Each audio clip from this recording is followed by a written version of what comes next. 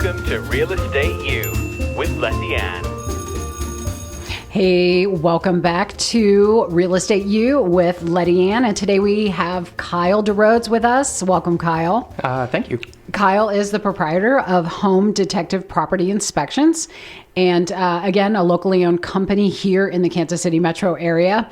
Kyle, welcome, and today we're going to talk about the importance of home inspections. All right. Well, thanks for having me. You are very welcome. So I see that you've been inspecting homes for over 5 years. And tell me a little bit about your background and how you got, just briefly, how you got into the business of home inspections. Well, I'm actually a second generation home inspector. My father, Sam, started this company with a little bit of my help about 9 years ago or so, and just kind of snowballed out of control from there. I came on a little bit over 7 years ago, actually now, and I actually took the company over 3 years ago when he kind of semi-retired. So, that's kind of where we came from. So the idea of home inspection, and I know your dad, and I remember the story of Sam was in corporate America, and I forget what it was that he went to the home property inspection. I always want to say home detective business, but their name is so cool, Home Detective Property Inspections. And if you have any questions for Kyle, I know we're streaming Facebook Live right now. At a later time, that won't be on. But if you do have any questions for Kyle, also too, when this episode airs, we'll have your contact information should anybody have any questions about Awesome. the home inspection process. So we're going to talk about the importance of a home inspection. And then I really want to ask you some really funky questions, like what's the funkiest thing you've seen? I know someone had emailed me earlier and say, ask him if he's ever had a haunted house. I mean, not a haunted because like tomorrow's Thanksgiving or Halloween, but anyway, tell us about your business. Yeah. Well, like I said, second generation home inspector, so my father and I started it together. We serve the entire KC metro area. We do whole house inspections, so that's everything from your roof ridge down to the lowest point of the foundation that we have access to, the structural mechanical units. We also do termite inspections, certified pesticide applicator, so I can give people, legit termite reports that you sometimes need for your loans. And then we do radon testing. We've got certified radon people on staff for not the mitigation, but for the testing purposes. And then we also do sewer camera line inspections, which is kind of a different thing, something home inspectors are starting to get into now in our area. That's where we put the camera through the line and check to make sure there's no breaks or disconnections in that, potentially tile sewer line that's, between the house and the city. That's kind of what we offer. Oh, and that's literally whole house. And then, and I wanted to say, if you find a more significant concern while you're somewhere, you then say you might want to have this looked at by a licensed plumber, or you may want to have this looked at by an electrician. And what I love about you and what your company does is you don't scare the hell out of the home buyer. We try not to. Well, it's happened before. Like you haven't been available. We've secured somebody else, and they're like, "Oh my gosh, this like just their reaction to, like we were just in a house you and I last week that had asbestos." Yeah. And you're like, "See this?" You just said, "It's asbestos. It comes with the age of the house. They painted over it. I just recommend you don't touch it." So, you were just like chill, and we moved on. And the buyer was like, "Oh yeah, I figured this house would have asbestos." But your reaction could have been different. You could have been, "Oh my gosh, no one touch anything. Oh, it's terrible. Asbestos." It is what it is. You remedy it. It gets fixed. It's done. It's like lead-based paint. Yep. Yes, it's likely there because of the age of the house. Assume it is for your safety. And then just deal with it appropriately. So, I do always appreciate that you're just, look, I have to call this out. It's no big deal. But you might want to call an electrician just to be sure that these wires are, up to snuff. Yeah. And I think sometimes the consumer forgets that a licensed home inspector doesn't have ulterior motives. Would you agree? No, that some people think, well, he just, because I always tell my seller, your inspection report will be this thick. Don't read it. Because it'll keep them awake at night. Yeah, I mean, it's a pretty big document. But that's your job to call that out. Okay, we're missing a switch plate. I mean, these are small things, but that's what you're trained to do. Mm-hmm. But you don't have ulterior motives in saying, oh, well, this, I could repair this because you're not the repairman. No. You're not the licensed contractor. You're not the licensed electrician or roofer or plumber. All you can simply say is, actually, there are 2 layers of roof on here. You've got composition roof over shake shingle. Mm-hmm. That's probably going to be frowned upon. I mean, insurance doesn't like that one. Yeah, but your delivery is really great. Yeah, so. we try to, a lot of what I do, I think, is managing expectations. Mm-hmm. So I feel like how you talk to the people and deliver the information, I want to get the information across because this is important stuff. But you don't have to frighten people, when you do that. I think in this industry, some people think that's a good idea, to scare the client necessarily. I don't really agree with that sentiment. What I try to do is deliver to the client a complete picture, the good, the bad, and the ugly, if it were, of what they're buying, and that way they can make their own decisions because I can't make those decisions for them. Their finances, their risk tolerance, all that has to be a personal decision. I'm just trying to, paint a picture for them so they can make a good, educated decision, really. And every client or every buyer is different in the sense that someone might be really savvy on one thing, and meaning, let's say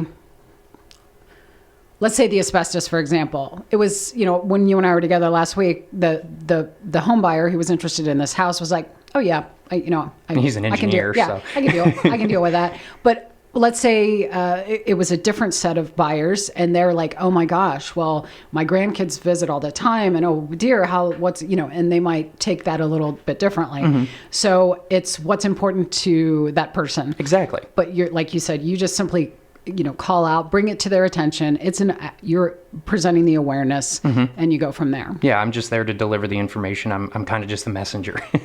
Right, without any ulterior motives. Oh yeah. And yeah. I'll tell people, whether it's a first-time home buyer or someone who hasn't purchased a home in a while, just because the report is this thick, he's not going to say, okay, I'll replace your roof for $25,000. He doesn't do that. No. He's got no ulterior motives except to simply say, this is a safety issue. Yeah, exactly. Might want to have it looked at. Mm-hmm. Yeah, so thank you for that. Just thank you for, I appreciate you, and I call on you a lot. So yeah, thank you. Yeah, you're very welcome. Why do sometimes, and it's a rare occasion because we strongly encourage, like to the point of like the death look, get the house inspected to our buyers. For sure. Sometimes they're like, well, we don't want to spend the $500. I'm like, what? It's the best investment you will make because it's going to bite you in the butt. It could possibly bite you in the butt. Right. So we actually have a document that says, against the better wishes of the broker, which is me. Yeah. I have them sign off. And any one of my associates here, if any one of their people say, we're just going to not spend that $500, they have to sign, even the associates, that buyer has to sign that it is against my wishes as broker owner. To not have it inspected. That's probably a good idea, honestly. Of course, because they always, inevitably they have to have someone to blame 3 months down the road when the roof leaks or whatever, something falls in or something. Yeah. Or the raccoons that were in the attic that no one knew about start scratching. Yep. Well, come get my raccoons. Sorry, that's happened. Can't do it. You didn't. Yeah. Yeah. So, what's the most crucial benefit, in your opinion, to having the home inspection? I think there's a couple of prongs to that answer. Number one, I'm there to protect the buyer's interest. Really, I work for the buyer. I don't work for you. I love working with you, but you don't pay me. The buyer pays me, so I'm really there for them. So number one, it gives them a place to maybe negotiate. Hey, this roof, it's got some hail damage or something. We do that. Well, no, I mean, it gives them kind of like a jumping off point. Maybe they didn't know there was a roof problem, and now they can negotiate for that. The other option is it gives them the opportunity to, if they need to find a different house, maybe this one isn't a good fit for them financially because of XYZ thing. Foundation. I mean, it's easy to put $40,000 into a foundation. So, maybe it doesn't fit for them, so it's a better option and gives them, the ability to pull out of that contract, hopefully get their earnest money back, and then move on to maybe a little better fit for them. Mm-hmm. What's the craziest thing you've seen? I mean, well, there's some stuff that I probably shouldn't mention on camera that I've seen. What's the stories you tell at dinner hour when you're out with you and your wife and your buds and having a beer and you're like, you wouldn't believe what I saw today. Tell. We found an attic full of firearms one time in an empty house in a kind of sketchy neighborhood, not really one of the better areas of Kansas City. What'd you do? Did you call someone? Yeah, we called the listing agent and informed them what was going on, and we were kind of at that point we were like, we don't really feel comfortable getting in there and doing that, so we just sealed the attic back up and told the listing agent, and hopefully they called the cops or something that some of those serial numbers might be traced to something. Didn't want your fingerprints. I don't want to touch any of that. So, I found that before. I find a lot of drugs, honestly. Vacant or depending on the houses. Sometimes we find, people know that we're coming to the house sometimes, and they'll just leave like a bong on the table in the basement, like the kids or something. Are they trying to sway you, do you think? Maybe. Subliminally sway the inspector. They put the lighter right next to it. I just thought it was funny. It's like, I'm coming, right? They told you in advance. Like, I mean, I don't care. It doesn't bother me personally one way or another. They could have a medical card. Yeah, I mean, we're close enough to Missouri now, so right. We find that quite a bit. I found a roof one time. We went into an attic and partially collapsed roof. That was kind of frightening. From the outside, actually didn't really look all that bad. It was a 3-story house, so it was kind of hard to observe from the ground level and from the ladders. And we get up in the attic, and all the roof rafters have basically split in the center because of the weight of the roof. This is, again, an older home. Okay. Could that have been from snow or well, ice? It was what it was a multi-layer roof situation. They had I think it was somewhere around 5 or 6 layers of shingles on top of this house. I've never seen that. Yeah, it was crazy. How could the last roofer, and I keep interrupting you, but the fun is going to begin now, so we might have a bonus round here because I want to know all the crazy stuff. But a roofer coming in, if someone says, I mean, who does that? Like Billy Bob's brother's sister's cousin comes up there and just puts some shingles up? Or I mean, sometimes there's some of that going around. That's why we always recommend in our reports, usually when we tell somebody, hey, you need to have somebody look at this, we always say, hey, licensed professional roofer, licensed contractor, licensed electrician, licensed plumber, because there are some people out there that will gladly go up there, day laborers or whatever, and throw you another layer of roof on there and not question it. And they might not know if... they may not know better. If someone says, oh, I'll help you with your roof, they might not know that more than one layer is a no-no. I mean, asphalt over asphalt shingles, insurance companies are a little iffy on some of those. Some will cover it, some won't. Asphalt over wood shake, that's usually going to be kind of causing a problem. Usually if it's like 3, 4, 5, 6 layers, then we've got an issue. So I mean, it's one of those things, it's on a case-by-case basis, but it's there are people out there that will, hey, you got the money, I'll go throw it on there for you. Why not? It's so good that you didn't. I'm glad it was 3 stories, because if you walked that roof and you didn't know that the rafters, more than one rafter was collapsed, or that'd be really I mean, bad. they were split in the center. It was pretty crazy. So what's crazier than that, though? Really dig deep here. Let's see here. We have not found any corpses yet. That's something that some inspectors have found. Trying to think here. They're all below the concrete, so you probably wouldn't see them. Yeah. I went into since we're real close to Halloween, I went to a attic one time. Again, a vacant house. I open the attic and I see before I hit my lights, I see like eyes Oh, looking at me. no. I'm like, oh, this can't be good. So I turn my flashlight on and I kind of pan the whole attic, and it's. Were you on your belly doing a crawl? No, I'm up on Okay. the ladder Gotcha. in the attic space, and So it's just like your head is above. yeah, the it's thing. basically like maybe this And it from was here dark, up. and now you're like. Oh, Do sorry. you freak out like almost every time? Sometimes. I know but- you're afraid of spiders, so when you saw these set of eyes, what? Well, at first I thought it was an animal, and then I hit my lights and Oh, realized no. the attic was full of antique dolls.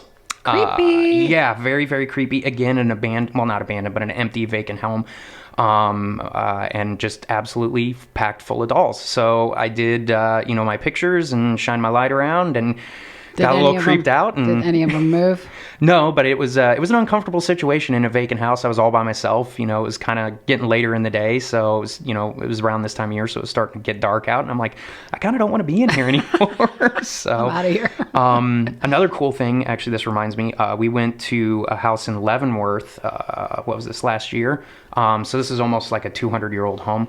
And down into the basement, and we find what we believe is the remnants of a tunnel, actually, system.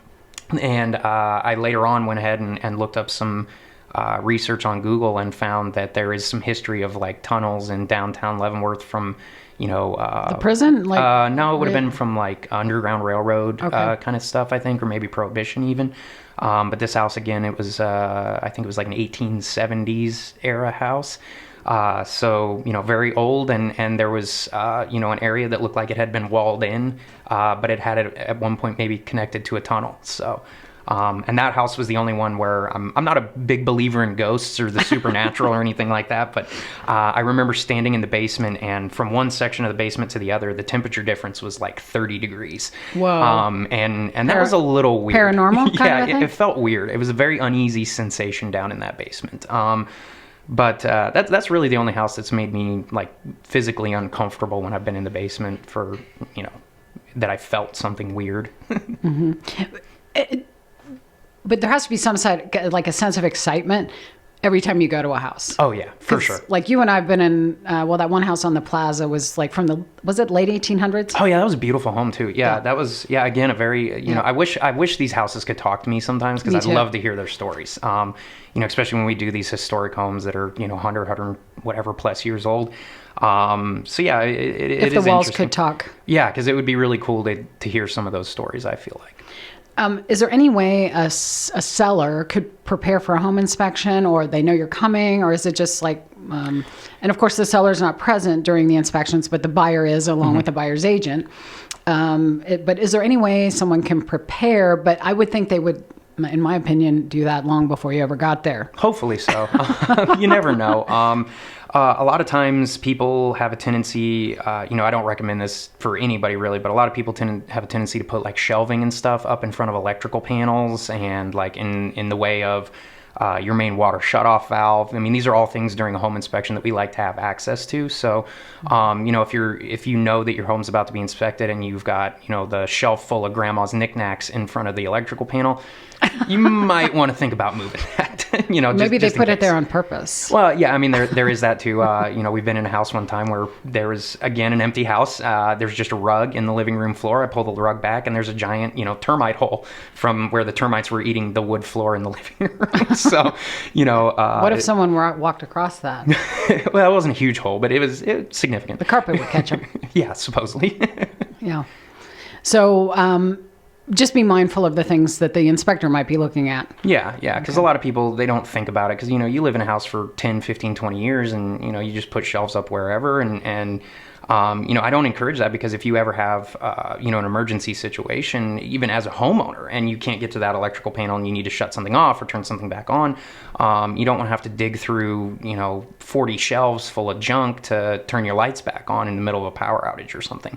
Or if there's, God forbid, a sewer backup or something in your house and you've got all your stuff piled up in front of the clean out and now your plumber can't get in there and snake the line or whatever. So, in our reports, a lot of times we do tell you, hey, you need to have, 3 foot of access to this or 6 foot of access to that. So we do mention that, but whether people pay attention to it or not is kind of up to them. And I think sometimes they don't they don't even think it, about yeah. that. So it was an accident. And I'm or- guilty of it too. Yeah. I've done it in my own personal house where I put a shelf up. This was before I was a home inspector, but I put a shelf up in front of an electrical panel and then had to take Shame on everything you. apart one time just to get and change a breaker for a hot tub or something. So We're only human. yeah, well, So we have less than a minute left, Andy's telling me, and I see how it went by so Super quickly. fast. Will you come back sometime? oh yeah, for sure. Wonderful. So Love it. Kyle Derodes on our podcast today, Real Estate U with Lettiann. Please remember Kyle and his company, Home Detective Property Inspections here in the Kansas City Metro. Again, a locally owned business that we love to support. Licensed professional realtors, if you're in need out there of a great home inspector, Kyle's information is going to be posted during the episode that will air later. And you can contact him. You're heavy on the realtors, and do you get humans? I call non-realtors humans. Humans, yeah, normal humans. Yeah, we for sale by owners, or who? we do. Yeah, we do pre-inspections or for sale by owners. I do have a lot of investor clients. I'm a property investor myself, so I kind of know what they go through a little bit. So, we've built a pretty good network of investor clients as well, from China to California and New York and everywhere else. So, Kansas City's a hot market for that. So, Well, Kyle, keep on doing what you're doing, and I love your presentation because you're just matter of fact, but you always have a giggle and a smile, and so keep being you. And thanks again for being here today, folks. See you again soon. yeah, I appreciate it. Thank you very much. All right.